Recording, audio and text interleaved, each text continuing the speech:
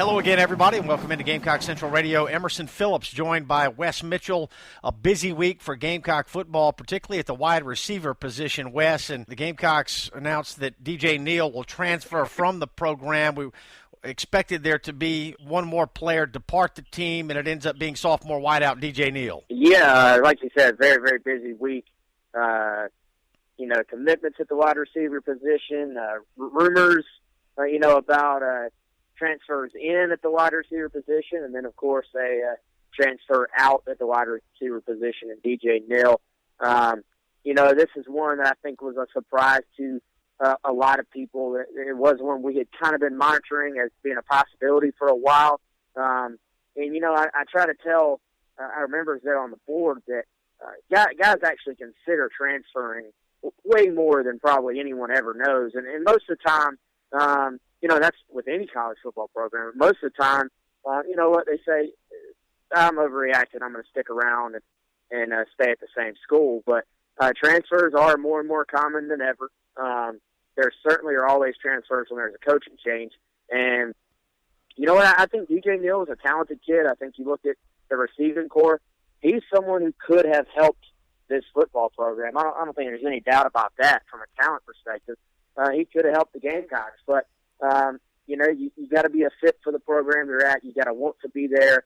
I think it just got to the point where DJ Neal needed a new start with a new program, and that is something that he's obviously now going to get. DJ Neal had 8 receptions in 9 games as a freshman, and he now becomes the second Gamecock receiver that will transfer, joining Shaq Davidson. So news out this week that DJ Neal will leave the program, but the Gamecocks do pick up a commitment for 2017 at the receiver position. Wes, Wes Guidry, 6'4", 190-pound JUCO transfer, will have 3 years to play 3. Tell us about him. This is a guy that one college football coach told me that he's got some of the best film he had ever seen. He's listed at about 6'4". He's a big kid, but he's smooth. A lot of these 6'4" guys, maybe aren't the smoothest operators, aren't the fastest guys, but, you watch him on film, and he just absolutely explodes. He catches the football. Really, especially at the high school level, it's just unfair watching this guy with his size and speed go up over defensive backs. He just didn't really stand a chance. Obviously, he was an academic casualty out of high school that really affected his offers as well out of high school. He had some late interest from LSU, actually had a reported offer from Missouri late, but actually ended up signing with McNeese State due to the academics. I think at first he didn't want to go that JUCO route and got to McNeese State. Obviously wasn't really very happy.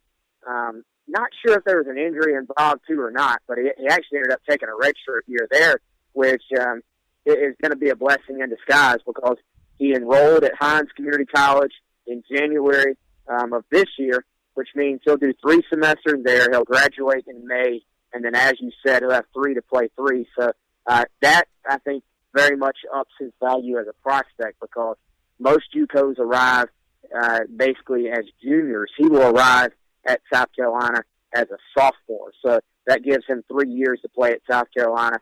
And, as they look to continue to upgrade and replace guys in the wide receiver corps, this gives them an excellent start to the 2017 wide receiver recruiting class. Guidry also has offers from Georgia, Miami, Mississippi State, and Missouri, but he did commit to the Gamecocks this week, and you can read more about him here on GamecockCentral.com. This is Gamecock Central Radio. Emerson Phillips with Wes Mitchell.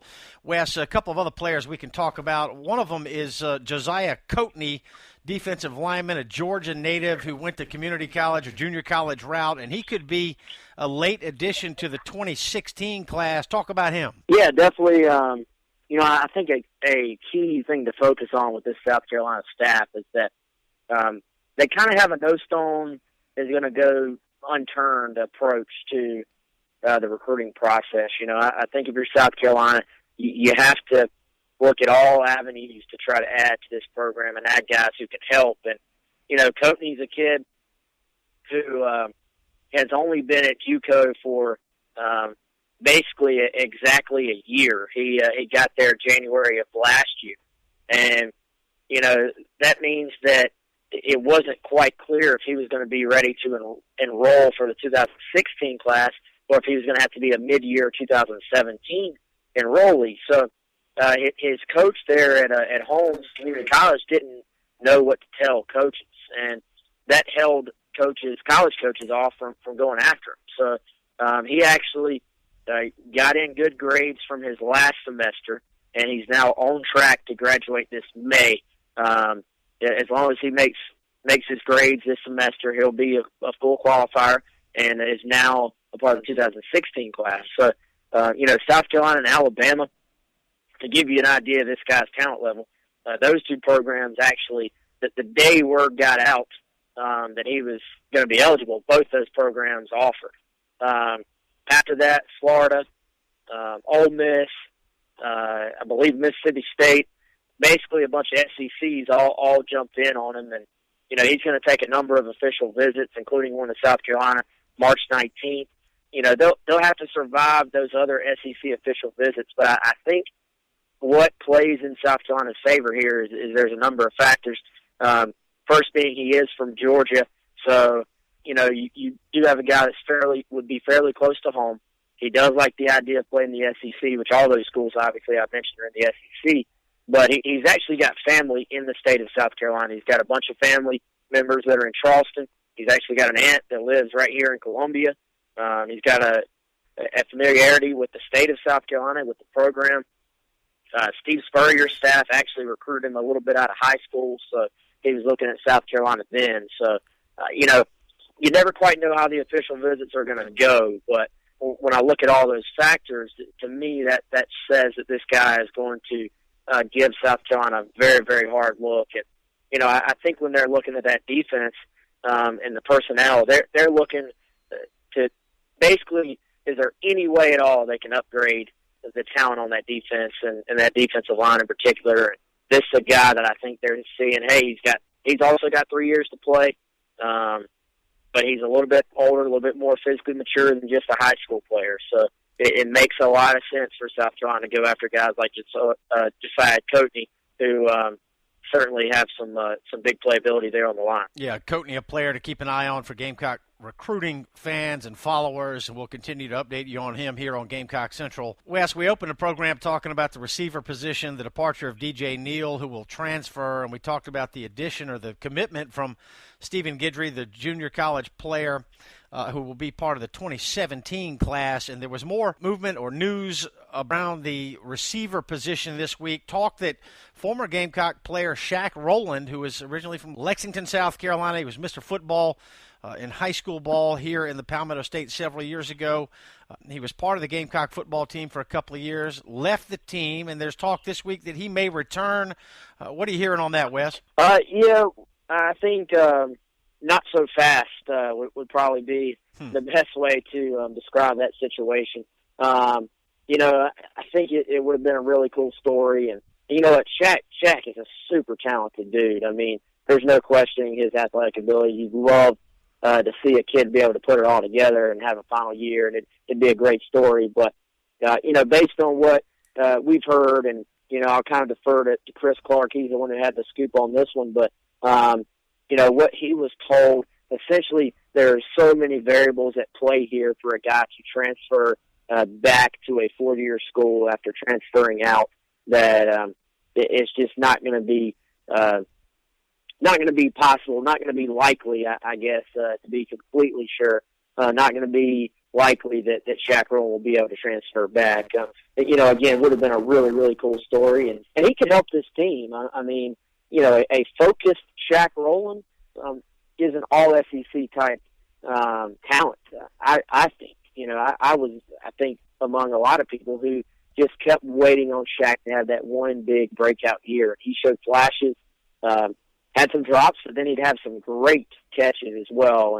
And it would have been a great story, but I think it's a super long shot to actually take place. Gamecock Central Radio, Emerson Phillips with Wes Mitchell. We invite you to download the free phone apps that allow you to listen to Gamecock Central Radio on your phone. We've got an Android app and an iPhone app, and we're also on iTunes. Just search Gamecock Central Radio for all three. Wes, Wren quarterback Jayuric is another player that the Gamecocks have been mentioned as being involved with. What can you tell us about him, the latest on him? Jayuric, quarterback from Wren High School in the Upstate. I think there's some more interest, deserves to be talked about more. He's a dual-threat guy, rushed for 1,000 yards last year, but he can throw the football, too. He's got size. He's about 6'3", probably $195. Has just a lot of talent and has all the intangibles as well. You know what actually reminds me off the field a bit of Dylan Thompson, just in the way he carries himself, his work ethic, already very involved in his community, religious kid that just really has his life together. So I'm a big fan of the kid. I think that South Carolina sort of upped their recruitment of him a little bit here lately. He's had a lot of schools, big-name schools, that have shown interest but just have not quite pulled the trigger for him yet on that offer. Coastal Carolina is his biggest offer right now, but recently visited NC State. I know they had a coaching change at the offensive coordinator position. They were really looking harder than before, but they've kind of taken a step back to evaluate a bunch of quarterbacks. South Carolina evaluating a bunch of quarterbacks. Just a kid that I think eventually one quote-unquote major school, Power 5 type school, is going to offer him, and then I think a bunch of other schools are going to hop in for him. And he's going to have, I think he's a 10-plus offer type kid before it's all said and done.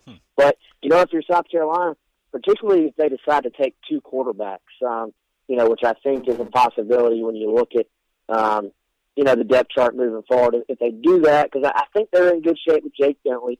I think even if you take two, though, Jayuric would be a perfect guy to try to add to the mix just because of the work ethic, the intangibles, the raw athletic ability he brings to the table. And this is a hard-working kid, too, who's been training in the off-season with Ramon Robinson, same quarterback trainer that has worked with Kelly Bryant, the former Wren quarterback that is at Clemson right now as Deshaun Watson's backup. So definitely think Jayuric's the kid people need to talk about a bit more. All right, there's one other recruiting item worth mentioning here. Gamecocks, the first SEC offer for three-star defensive end Alec Jackson out of Montgomery, Alabama. He's 6'4", 238 pounds. He's also got offers from North Carolina, Cincinnati, and Southern Miss. And you can read more about him and all of the latest Gamecock recruiting information in the Insider Report on GamecockCentral.com. Wes, we appreciate your time today. Always looking forward to talking some recruiting with you, and I know you work hard to keep us updated, literally up to the minute, on everything that's going on with Gamecock recruiting, and the wheels never stop turning on the recruiting machine. Yeah, absolutely, and I hope everyone will check us out on GamecockCentral.com, and check us out on Twitter, too, at Gamecock Central and at Wes Mitchell GC. All right, we're recording here on Thursday, March the 3rd, and it happens to be Wes's birthday, so happy birthday, Wes. We appreciate you, brother. Thanks, man. Hey, big dirty 30 today, so I appreciate it. I feel the same that I felt yesterday, though, so I guess that's a good sign. The big 3-0. Well, congratulations, and again, happy birthday. He's Wes Mitchell, and I'm Emerson Phillips. Thanks for joining us on Gamecock Central Radio. Have a great day.